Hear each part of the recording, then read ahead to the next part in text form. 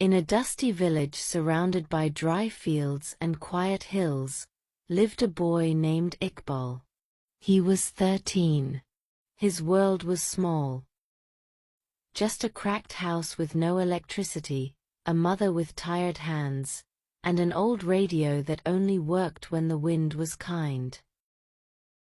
His father had passed away when he was little, and his mother worked as a cleaner in a town 2 hours away. They had no extra clothes, barely enough food, and no one who believed they would ever escape poverty. No one, except Iqbal. Every day, Iqbal would sit on the rooftop at sunset, watching the sky burn orange, and whisper to himself, "Someday, this sky will belong to me. Not as a dream, but as truth."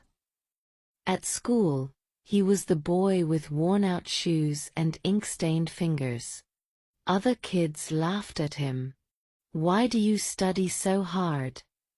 they'd say. "You're just a cleaner's son. People like us don't become anything." Iqbal never argued. He just smiled and said, "That's your truth, not mine." One day, the school announced a national science competition. The winner would receive a scholarship to study in the city, something unheard of in Iqbal's village.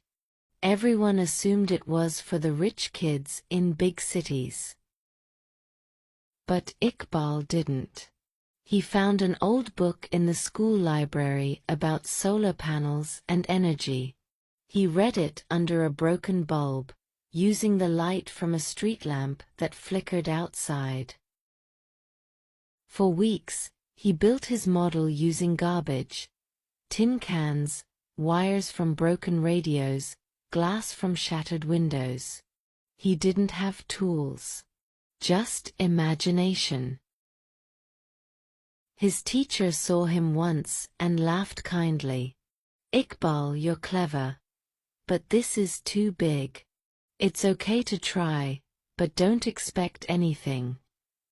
Iqbal looked up with calm eyes and said, "Sir, if I already believe I can't, then why begin at all?" The day of the competition arrived.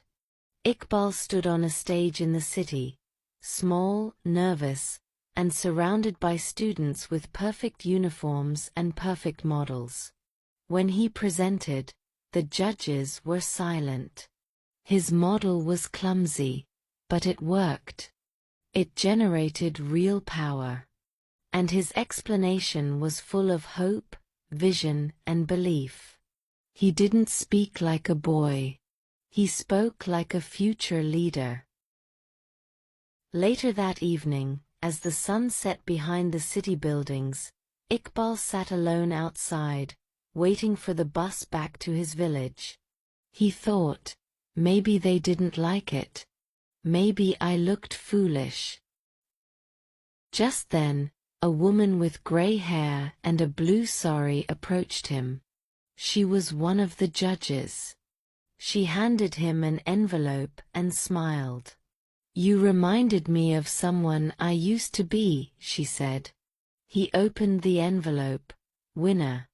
Full scholarship. Housing. Uniform. Books. Future. He didn't cry. He just looked up at the sky and whispered, "Told you." Years passed. Iqbal became an engineer. He returned to his village, not to visit, but to transform. He built schools. He installed solar panels on rooftops. He trained young minds. And on the gate of the new learning center, in bold letters, he wrote, "The sky is not the limit, your thinking is." Moral of the story. Your circumstances may be poor, but your thinking can be rich. A positive mind isn't blind to reality, it builds new realities. The world changes first in your thoughts, and then in your actions.